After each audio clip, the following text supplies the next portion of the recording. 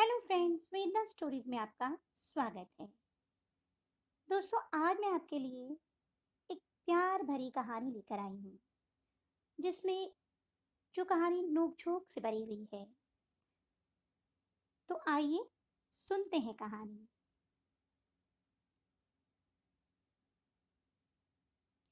वो मेरा पहला प्यार था, शायद आखिरी भी, जिसे मैंने खुद से ज्यादा चाहा था। दी, ये कहते हुए प्रिया का स्वर बुझ गया। निभा ने उसका हाथ अपने हाथ में ले लिया, प्यार से उसकी ठोड़ी ऊपर उठाते हुए कहा, पगली, तू इतनी खूबसूरत है, कामयाब है। पहले की बात अलग थी, अब तू समाज में अपना एक मुकाम बना चुकी है। तेरे लिए तो रिश्तों की लाइन लग जाएगी। तू हाँ तो कर, मैं दुनिया का सबसे अच्छा जीवन साथी तेरे लाग आगे लाकर खड़ा कर दूंगी। नहीं दी, 32 कंप्लीट कर चुकी हूँ। अभय के दिए धोखे के बाद अब हिम्मत नहीं होती कि किसी और पर भरोसा कर सकूं। सॉरी दी, मुझे माफ कर दीजिए। उसकी खूबसूरत आंखों में एक नमी उभर आई थी। निभा ने उसके हाथ अपने हाथों में पकड़ते हुए कहा, सब लोग एक जैसे नहीं होते। जीवन बहुत लंबा है प्रिया, अकेले काटना आसान नहीं होता। जरूरी नहीं कि जो बुरा एक बार हुआ वो जिंदगी दोबारा दोहराए। मैं दी, मेरी हिम्मत अब खत्म हो गई है। वो सुबह उठी। देखना प्रिया, एक बार तुम्हें फिर से प्यार होगा। प्रिया खामोश होकर निभा को देखती रही। निभा उठ खड़ी हुई। अच्छा, मैं चलती हूँ, तेरे जीजा जी आने वाले होंगे। प्रिया उसे दरवाजे तक छोड़ने आई। अंदर लौटकर उसने घर लॉक किया तो घर में एक अजीब सा सन्नाटा पसर गया। काम वाली आज आई नहीं थी। उसने अपने लिए 2 रोटी बनाई, रात की सब्जी फ्रिज में रखी थी। उसे गर्म करके प्लेट में डालकर डाइनिंग टेबल पर बैठ गई। एक निवाला तोड़कर गले में डाला तो ऐसा लगा कि गले में अटक गया हो। थोड़ी देर तक इधर उधर देखती रही, फिर धीरे से सीने पर हाथ मलते हुए सोचने लगी, माँ, तुम इतनी जल्दी क्यों चली गई? देखो तुम्हारी बेटी कितनी अकेली हो गई है। आंखों से आंसू निकलते रहे। वाकई इंसान कितना अकेला हो जाता है जब उसके रिश्ते दूर निकल जाते हैं। निभा उसकी बड़ी दी है, उससे 5 साल बड़ी। वो 2 ही बहनें हैं।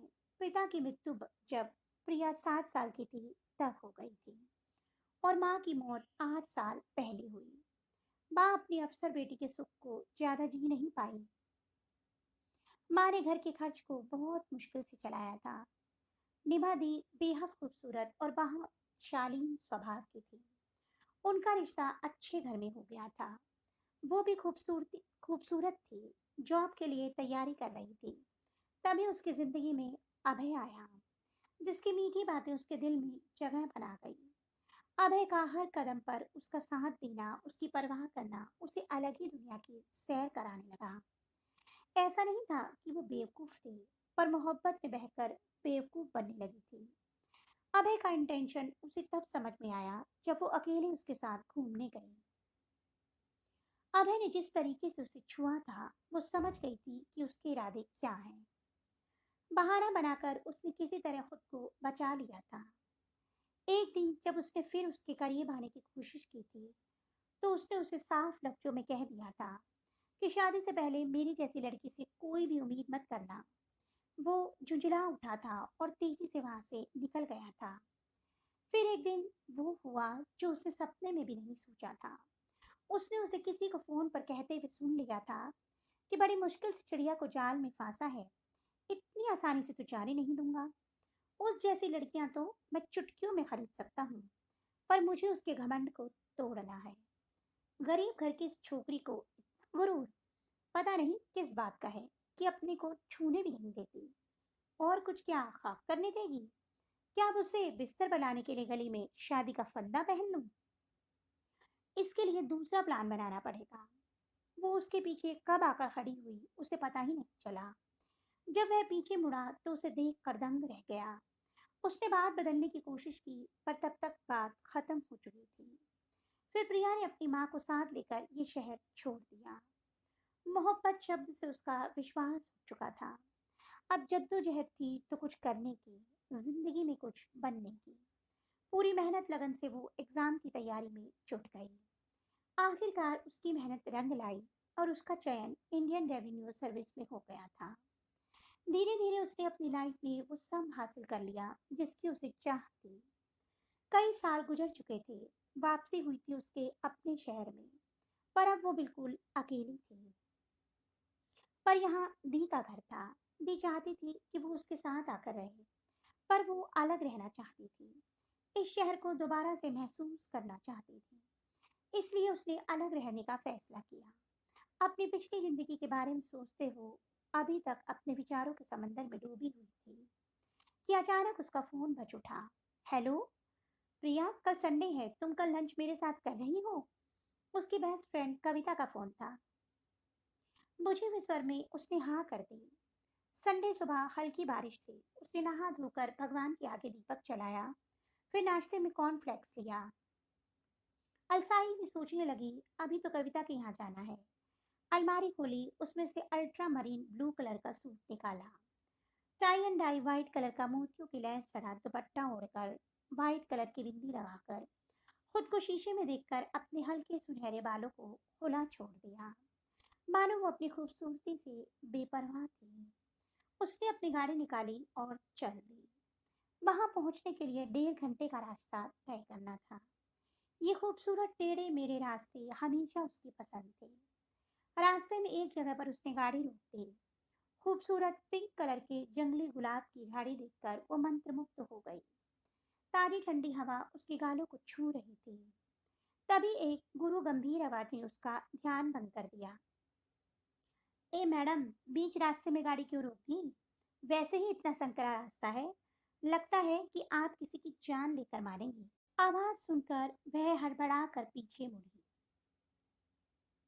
उसने नजरें उठाकर इधर उधर नहीं देखा, सीधे अपनी गाड़ी की तरफ बढ़ने लगी। तभी टोकने वाला शख्स अपनी गाड़ी से नीचे उतरकर उसके आगे खड़ा हो गया। उसके कदम रुक गए। उसने सिर उठाकर उसकी तरफ देखा। रोकने वाले बंदे की पर्सनैलिटी भी गजब थी। लगभग 6 height, white T shirt, blue jeans, गेहुआ रंग, घुंघराले बाल, दाएं हाथ पर टैटू, काफी बड़ा सा, जो उसकी टी शर्ट की छोटी बाजू से आधा बाहर दिख रहा था। गले में रुद्राक्ष की माला। उसे ध्यान से देखकर उसने आंखें नीची कर ली। वो मैं उसके मुंह से निकला। नहीं, मैं यह चेक कर रहा था कि आप गूंगी तो नहीं है। ऐसा कहकर वो जोर से हंस दिया। प्रिया हंसी नहीं, उसने चुपचाप गाड़ी में बैठकर गाड़ी स्टार्ट कर दी। वो जल्दी मोबाइल उठाकर टाइम चेक किया, 12:15 बज चुके थे। आगे जाने पर साइड मिरर में देखा तो वो शख्स भी अपनी गाड़ी से उसके पीछे आ रहा था। अजीब इंसान है, उसने मन ही मन सोचा। फालतू की बेतकल्लुफी दिखा रहा था। कविता के घर पहुंचकर उसने चैन की सांस ली। कविता के हस्बैंड का अपना बिजनेस था। काफी अच्छी रिच फैमिली थी। कविता ने उसका बहुत वार्म वेलकम किया। बहुत खुश थी उसके आने से, और क्यों ना होती। 10 सालों बाद मुलाकात हो रही थी दोनों की। आज लंच पर मेरे हस्बैंड की मौसी भी आ रही है, अपनी फैमिली के साथ। कहीं बाहर से आ रहे हैं।